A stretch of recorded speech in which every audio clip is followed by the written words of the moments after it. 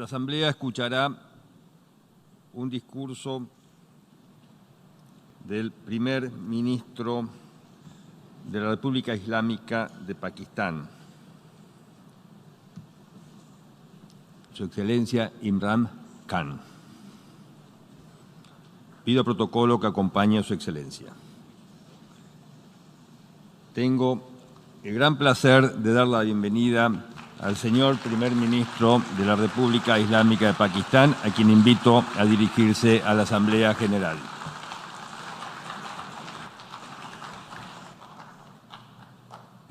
Bismillah ar-Rahman ar-Rahim.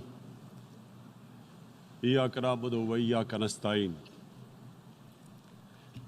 Mr. President, Honorable Secretary General, Excellencies, ladies and gentlemen,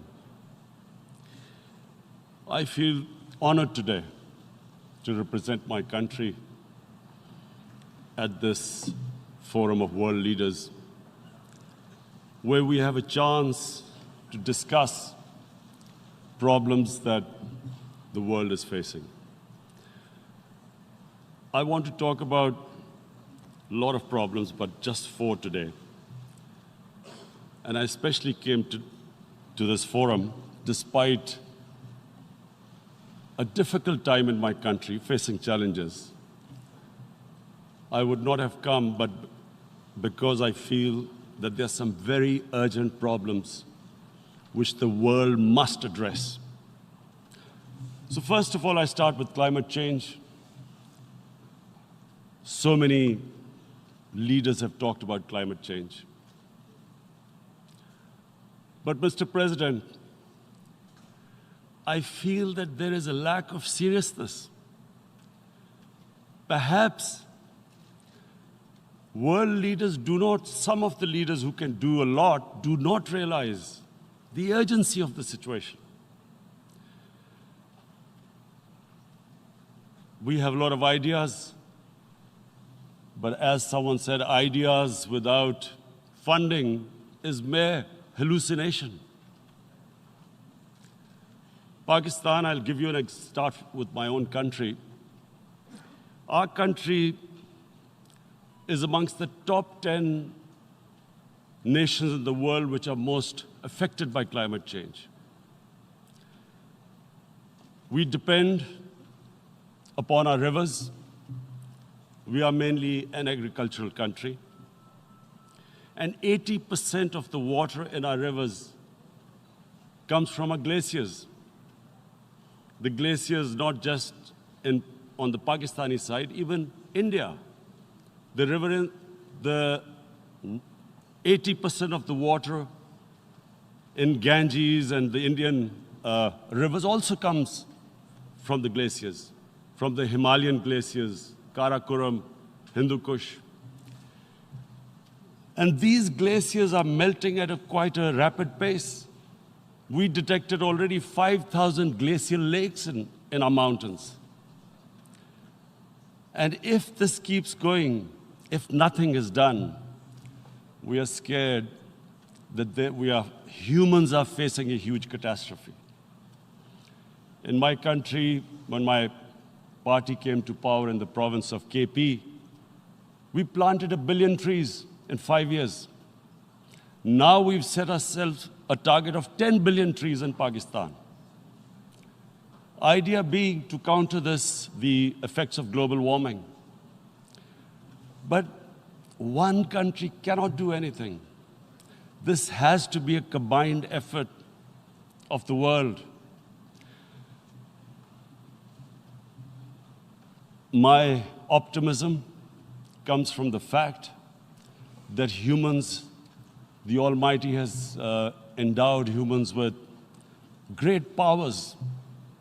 We can do anything, provided our survival instinct is stirred up. And this is really what I hope that the United Nations will take a lead in this. There must be more emphasis. Richer countries must be pushed.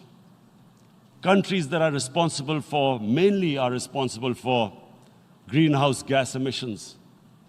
They must be pushed because our country contributes minuscule amount to greenhouse gases. So I feel that the United Nations must take leadership in this. My second issue for me right now is even more critical. Mr. President, every year, billions of dollars leave the poorer countries and go towards rich countries. Billions of dollars siphoned off by the ruling elites of the developing world. And they find their way into Western bank accounts, offshore accounts, tax havens, expensive properties hidden behind companies bought in Western capitals. Mr. President, this is devastating the developing world. This is causing more poverty, debts. It's impoverishing the developing world. The difference between rich and poor countries is growing because of this. Money laundering, which happens because money leaves the poorer countries into rich countries, is not treated the same as, for instance, money from drugs or terror financing. The seriousness which terror financing and money from drugs, the way it is treated, it's not the same. The way the poor countries are being plundered by their elites. It's not happening. In my country, when I took charge of our government a year back, in the 10 years preceding that, our total debt went up 4 times. The debt we had accumulated in 60 years, just in 10 years, it went up 4 times. As a result, the total revenue we collected in 1 year, half of it went into debt servicing. How are we going to spend money on our human beings, 220 million people, when half the money is going into debt servicing? Because our country was plundered by the elites, the ruling elite. And easily they could get the money out. And when, Mr. President, we located properties in Western capitals bought by this money through corruption and money laundering, located the properties of these corrupt leaders, we find it so difficult to retrieve it. That money, if we retrieved that money, we could spend on our human beings. But it's so difficult. The laws protecting these criminals. We do not have the sort of money to have expensive lawyers and spend millions and millions of dollars. We need help from the rich countries. And Mr. President, it's critical. The rich countries must show political will. They cannot allow this to happen. How can the poor countries spend money on human development, which the United Nations asks, SDG? How are we going to do it when this money can easily leave our countries? So, unless the rich countries intend to build walls to stop economic refugees coming as we see right now, they must take action. They must take action now. It must be a deterrent. Corrupt ruling elites should not be able to take money out easily and park it into foreign bank accounts and into these properties abroad. And I never understand why. Why do we have these tax havens? Why is this allowed? Why shouldn't rich people pay taxes? Why is it legal to have these tax havens where you have these secret accounts? Because, the world is changing. The population of the world is growing. Sooner or later, you're going to have a crisis if the poor get poorer and the rich get richer. there is going to be a crisis sooner or later. So this is my second point. I hope that the United Nations takes a lead in this. It involves the IMF, the World Bank, Asian Development Bank. They must find a way of stopping this plunder of the developing world. My third point is Islamophobia. There are 1.3 billion Muslims in this world. There are millions of Muslims living in other countries, European countries, and the US as minorities. Islamophobia, since 9/11, has grown at a pace where it is alarming. Human communities live together. There should be understanding amongst them. But Islamophobia is creating a division.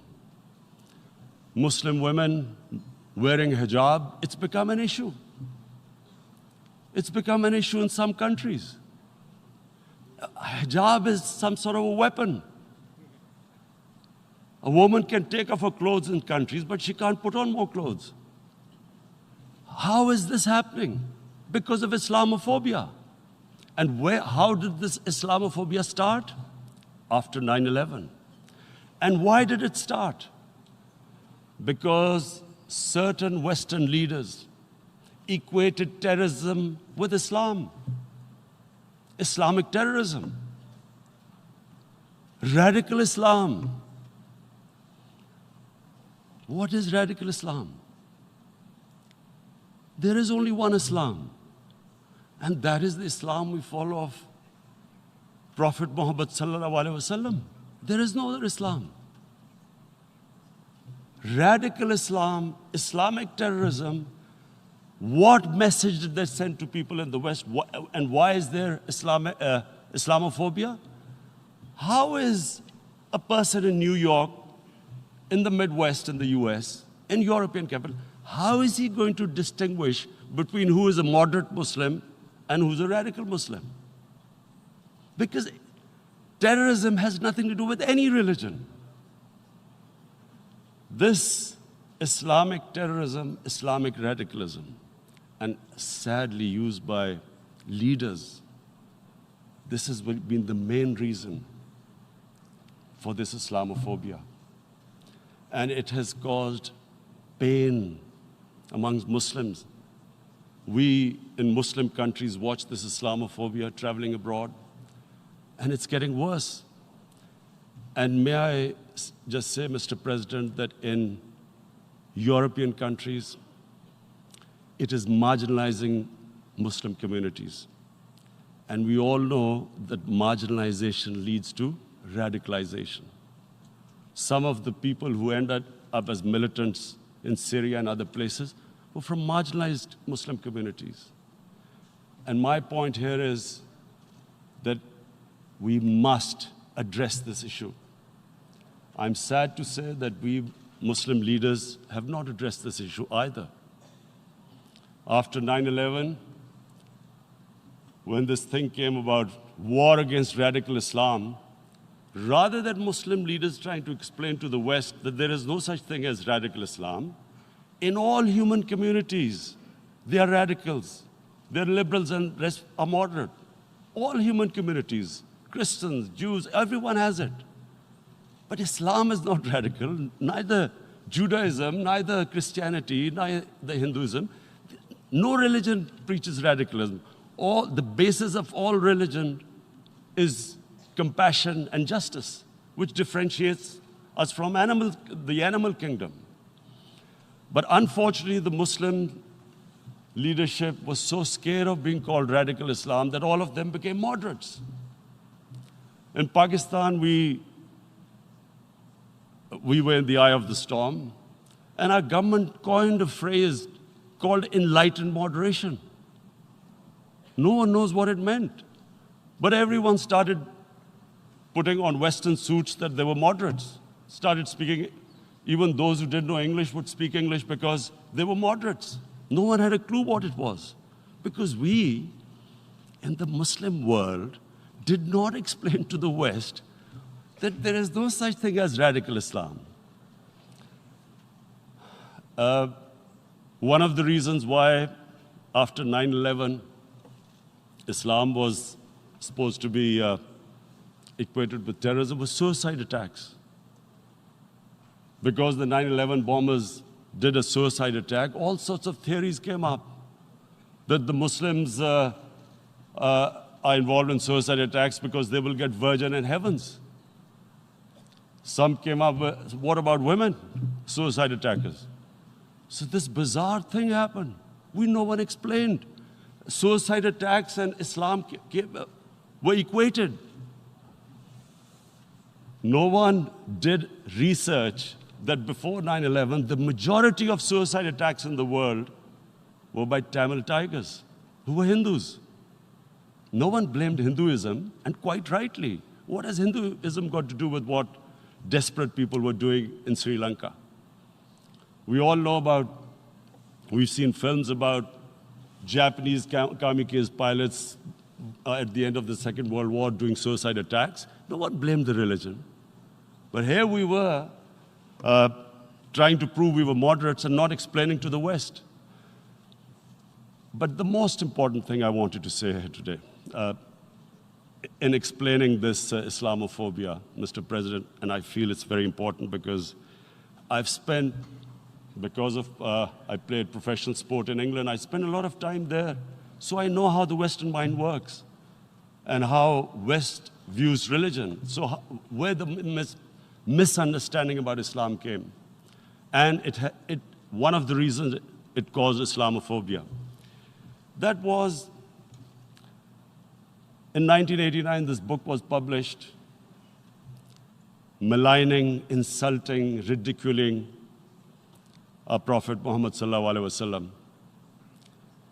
And there was a reaction in the Muslim world. The West couldn't understand what was the problem.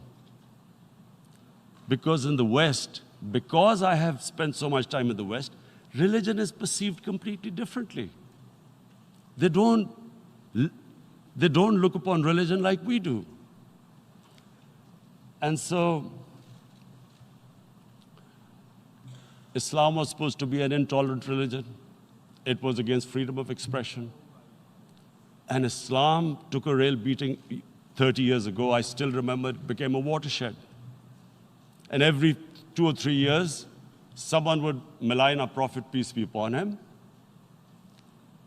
There would be a reaction by the Muslims. And again, it was Islam, an intolerant religion. Again, this time, I blame a certain section of the people in the West who deliberately provoked this, knowing the impact it would have. But the majority of the people in the West didn't understand. This is where, again, Muslim leadership let the Muslims down. We should have explained to them what our Prophet, peace be upon him, means to us.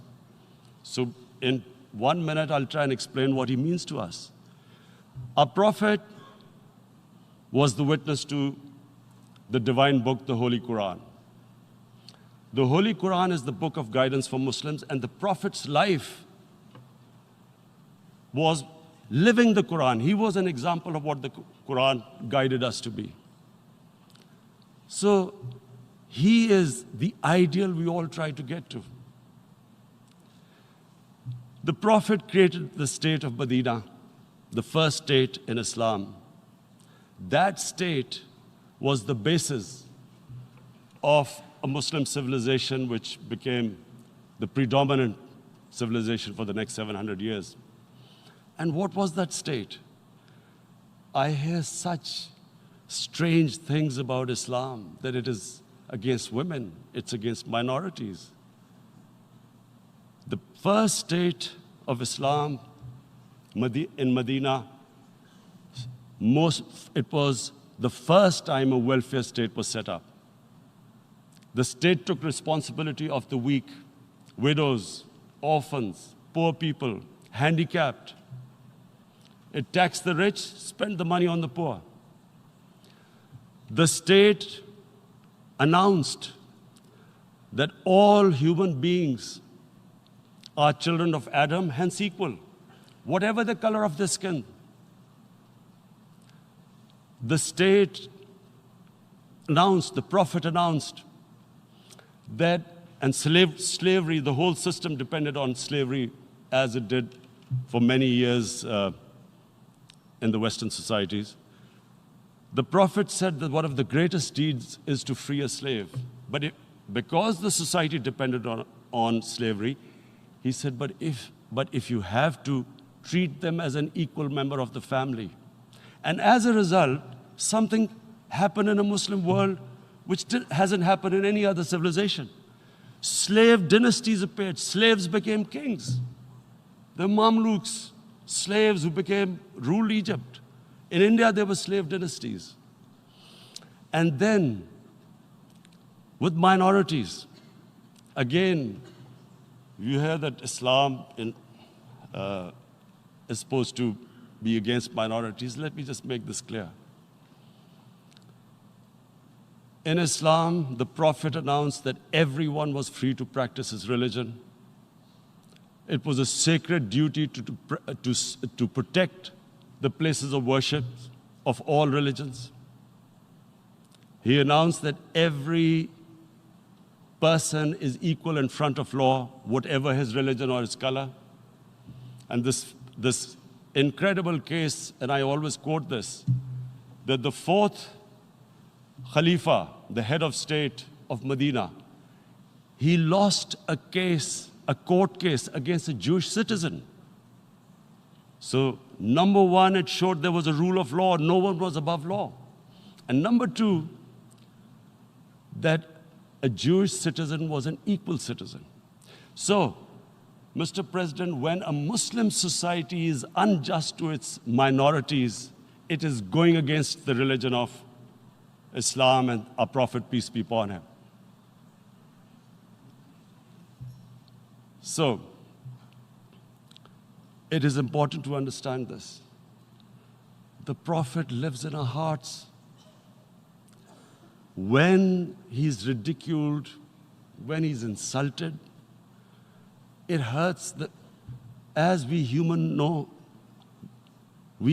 beings understand one thing, the pain of the heart is far, far, far more hurtful than physical pain. And that's why the Muslims react.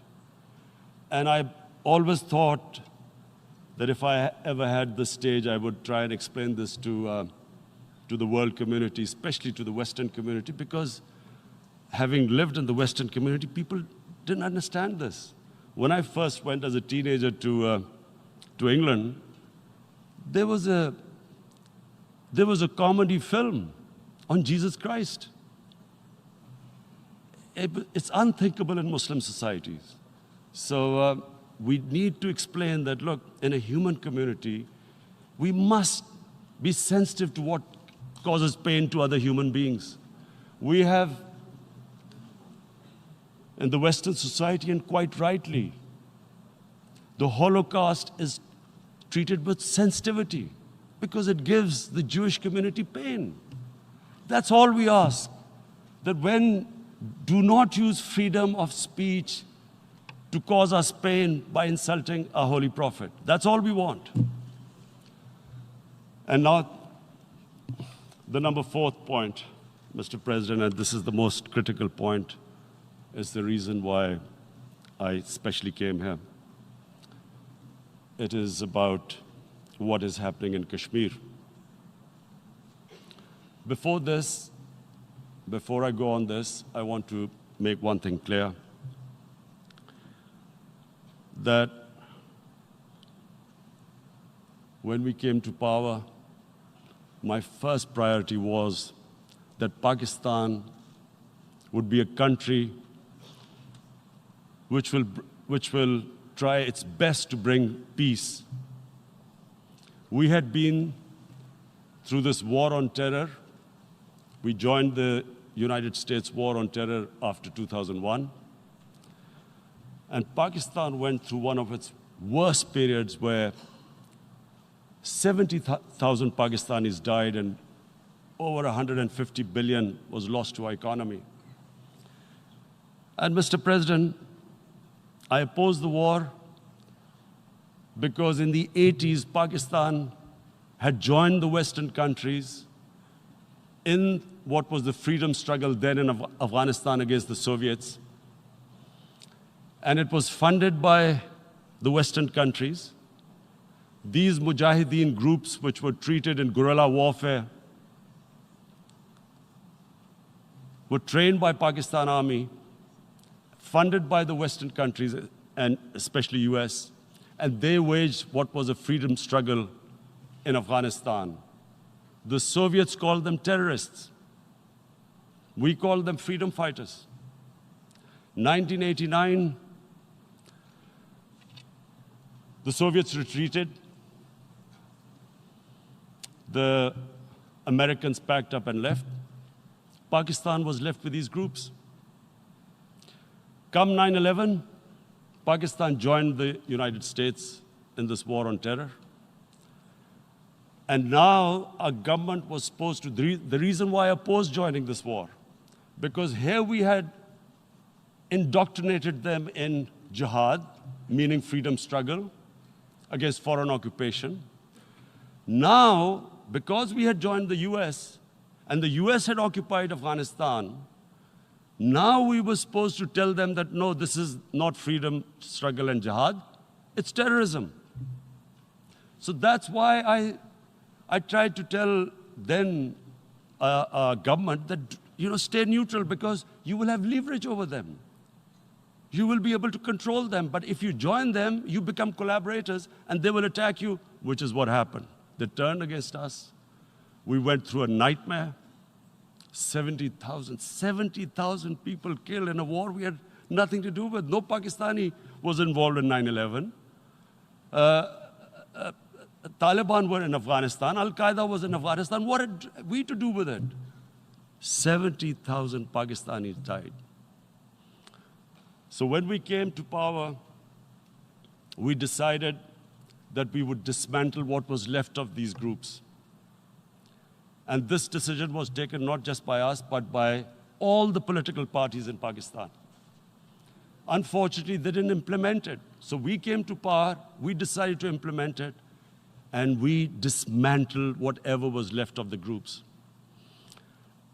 And I know that India keeps accusing us that there are these groups there. I would like the United Nations to send observers, see for themselves what we've done. No Pakistani government would have dared to do this because it would have created strife.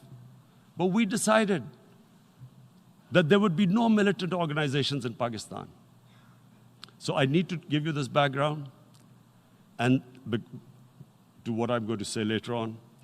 And secondly, we started mending fences. I invited the Afghan president. We developed a relationship with Afghanistan. We had problems with Iran. We mended fences there. And then India. Now let me just give you a little background about my relationship with India. Because of cricket, and cricket being it's a passion in the subcontinent, I had great following in India. I have friends in India. And I loved going to India.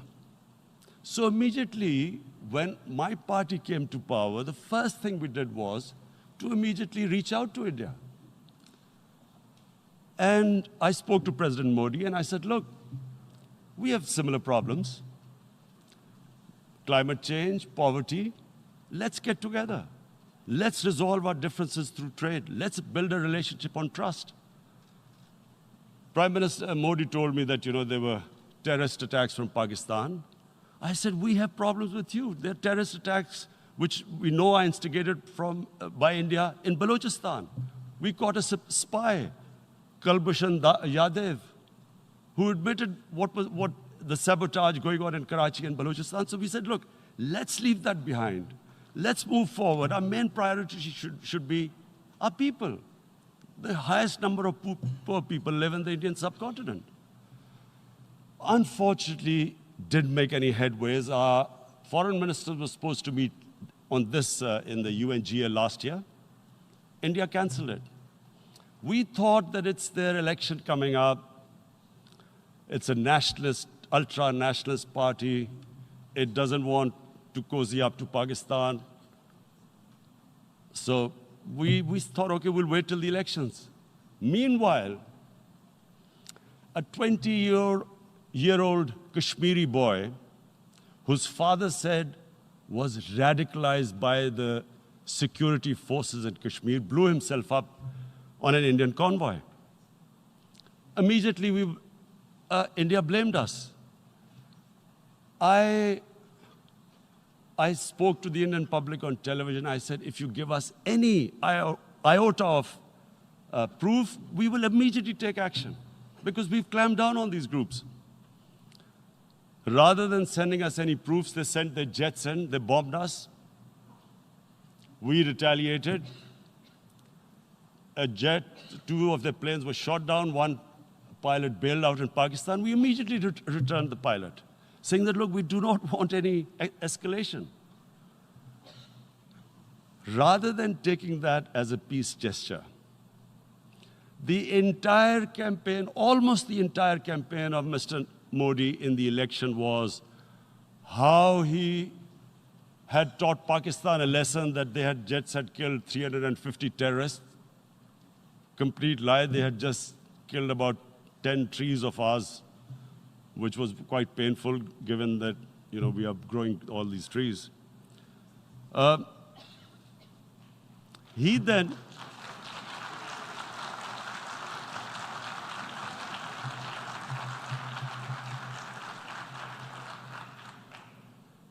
the election campaign, Mr. Modi used words like, this is just a trailer, the movie is about to start. I went into Pakistan and taught them a lesson. This was the election campaign. Okay, so we thought, us politicians make all these statements to win elections. So, okay, after elections, we'll get back to our normal relationship. Well, the moment the elections ended, we approached India, no response, but then we discovered they were trying to push us in the FATF blacklist to bankrupt us. That's when we realized there was an agenda.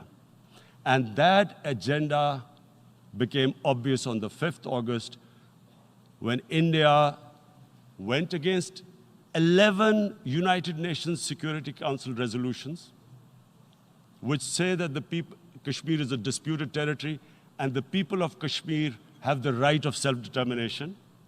They went against that. They went against Simla Accord, which is about bilateral, sorting out our differences through bilateral means, went against that. They actually went against the Indian Constitution. Illegally, they revoked Article 370, which gave Kashmir the special status. They got an extra 180,000 troops there. Total number of security forces in Kashmir now are 900,000. And they put 8 million people of Kashmir under curfew.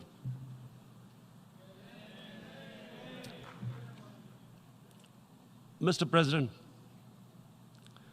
now I just briefly want to make the people understand, how can anyone do something like this? And for that, I have to explain to you what is RSS. RSS, Mr. Narendra Modi is a life member of RSS. RSS was an organization that was inspired by Adolf Hitler and Mussolini, came about in 1925. They believed in racial purity, racial superiority. They also believed they were an Aryan race like the Nazi believed they were an Aryan race. All that I'm saying can be verified. This is the time of information revolution. You can Google all this, what I'm saying. But it is very important for me to explain this to you so you know what is happening in India. This RSS believed in the ethnic cleansing of Muslims from India. At one point, there was racial superiority of the Hindu race. Secondly, it was hatred for the Muslims and for the Christians, because they believed that this golden age of Hindu civilization was stopped because of Muslim rule centuries back and then the British rule of India.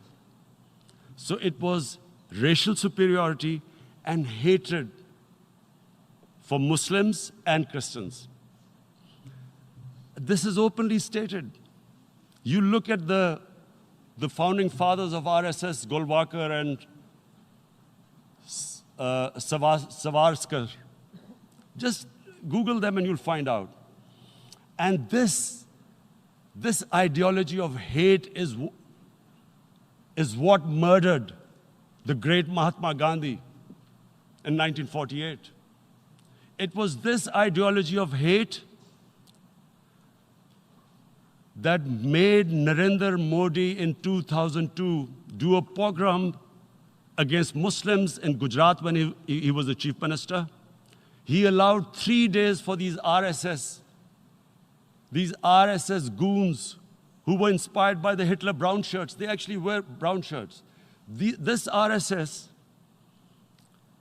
the Congress Home Minister gave a statement that in RSS camps, terrorists are being trained. And these terrorists butchered 2,000 Muslims and 150,000 Muslims were made homeless. Narendra Modi could not travel to the US because of that. And I need to make you understand this background before I explain to you that what sort of a mindset would lay siege to 8 million people with 900,000 troops. Women, children, sick people, locked in as animals.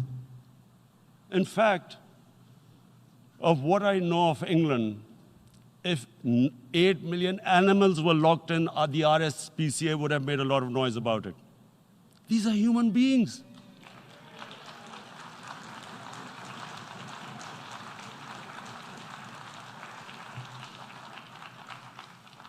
And Mr. President, what comes with racial superiority, these illusions of Aryan superior race, is arrogance. The two go together. And it's arrogance that makes people make mistakes and do stupid things. Cruel things like what Narendra Modi has done. It's sheer arrogance. And it's arrogance that has blinded him from the fact that what is going to happen when the curfew is lifted? Has he thought about it? This hasn't been thought through. What is he going to do when he lifts the curfew? Does he think that people of Kashmir will quietly accept the status quo because India has changed the constitution and taken away the special status? They'll accept that? Mr. President, 100,000 Kashmiris have died in the past 30 years because they were denied the right given by the United Nations, the right for self-determination. 100,000 have died and 11,000 women have been raped. There are 2 human rights, United Nations human rights reports on this. The world hasn't done anything because India is a huge market, 1.2 billion people. Sadly, the material prevails over the human. But this has serious consequences. Again, I repeat, that's why I'm here. Look, what is going to happen when the curfew is lifted will be a bloodbath. The people will come out. There are 900,000 troops there. They haven't come to, as Narendra Modi says, he's done this for prosperity of Kashmir. This is supposed to be for the development. These 900,000 troops, what are they going to do when they come out? There'll be a bloodbath. Has he thought it through what happens then? Mr. President, has anyone thought that what happens when there is a bloodbath? What do you think the impact will have on people of Kashmir? What do you think they will think? The way they have been boxed in their houses, treated like worse than animals, no rights. Thousands of all the political leadership has been arrested, taken out of Kashmir. Even those Kashmiri leaders who were pro-India have been taken out. 13,000 boys have been picked up and taken to God knows which destinations. So what do they think?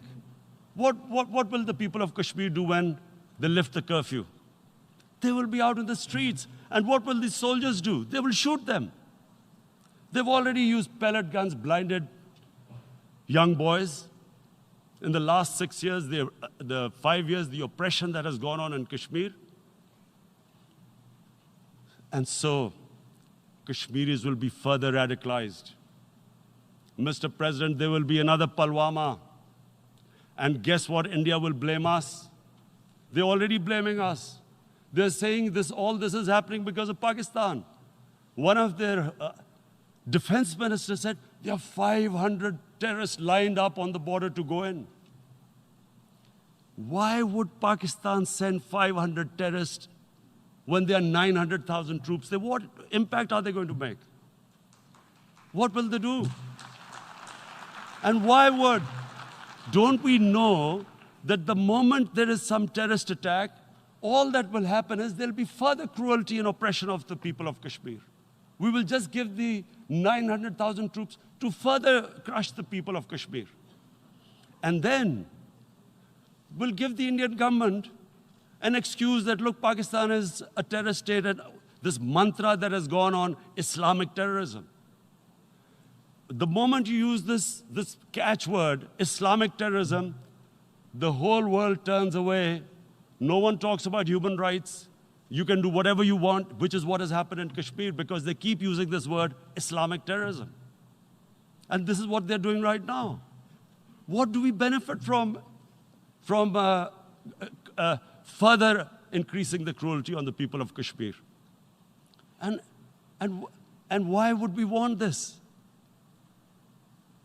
But there is no other narrative left for India. As when they lift the curfew, whatever happens, Pakistan will be blamed, and there is always a danger of another Pulwama. They might come and bomb us again, and then another cycle might start. And what does Narendra Modi think? That 180 million Muslims of India are thinking right now.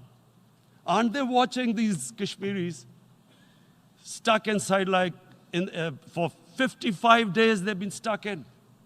Aren't they watching? What do you think? Don't you think that the Muslims will be radicalized in India? And I'm talking about 180 million people. And when they get radicalized, there will be some incident in India somewhere down the line. Again, we will be blamed. And I'm warning you right now, again, we will be blamed. And Mr. President, what about 1.3 billion Muslims who are watching this? And they know that it is only happening in Kashmir because they're Kashmiri Muslims. This is not happening to Kashmiri Hindus. They know that this is happening because of their religion. So what do you think they will be thinking? What do you think the Jewish community would think if they were, forget 8,000 Jews stuck like this? What do you think Europeans would think? What do we think? I mean, any human community, if their members are stuck like that, what do you think they will think? Are we a children of a lesser God? Is it not going to cause us pain? And then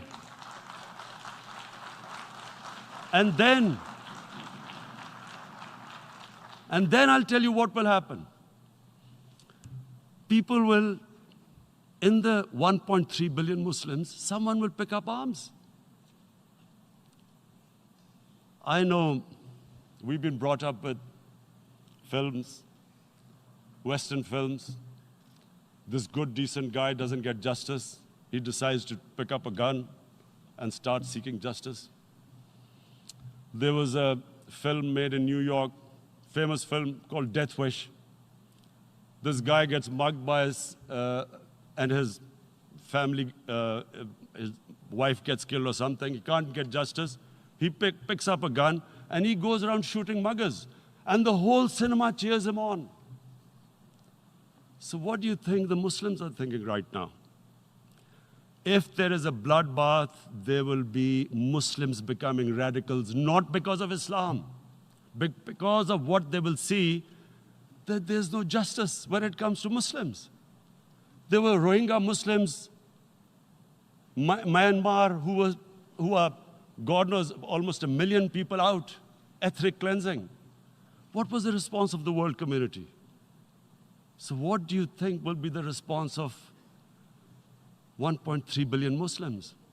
I picture myself. I'm in Kashmir. I've been locked up for 55 days. I have heard about, and there are rapes, Indian Army going into homes, soldiers. Would I want to live this humiliation? Would I want to live like that? I would pick up a gun. You're forcing people. You are forcing people into radicalization. When people lose the will to live, what is there to live for? And this is what, if you can do this to human beings, you are actually radicalizing people. And so, Mr. President, I want to repeat here, this is one of the most critical times. There will be a reaction to this. Pakistan will be blamed. 2 nuclear-armed countries will come face to face like we came in February.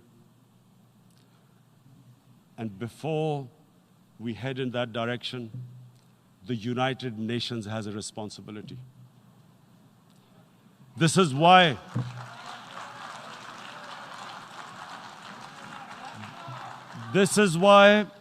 the United Nations came into being in 1945. You were supposed to stop this happening. I feel we are back to 1939, Munich. Czechoslovakia has been taken, annexed. What is the world community going to do? Is it going to appease a market of 1.2 billion, or is it going to stand up for justice and humanity?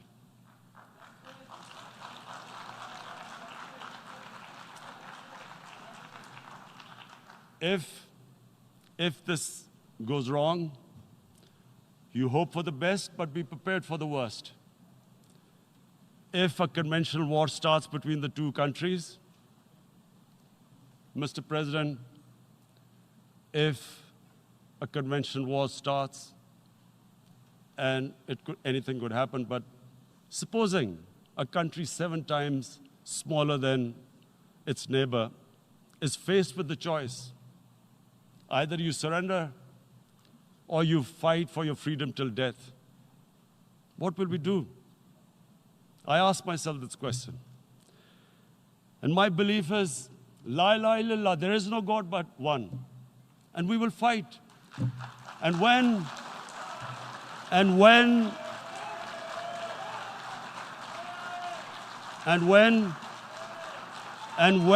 a nuclear-armed country fights to the end, it will have consequences far beyond the borders.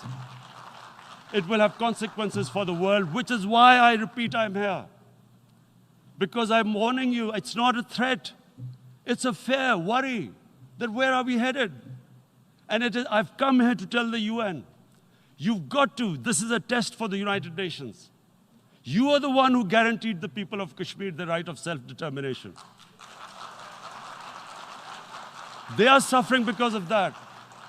And this is the time. This is the time not to appease like in 1939 appeasement took place. This is the time to take action. And number 1 action must be that India must lift this inhuman curfew, which has lasted for 55 days. It must free all political prisoners, and especially those 13,000 boys that have been picked up. Parents don't know where they've disappeared. And then the world community must give the people of Kashmir the right of self-determination. Thank you.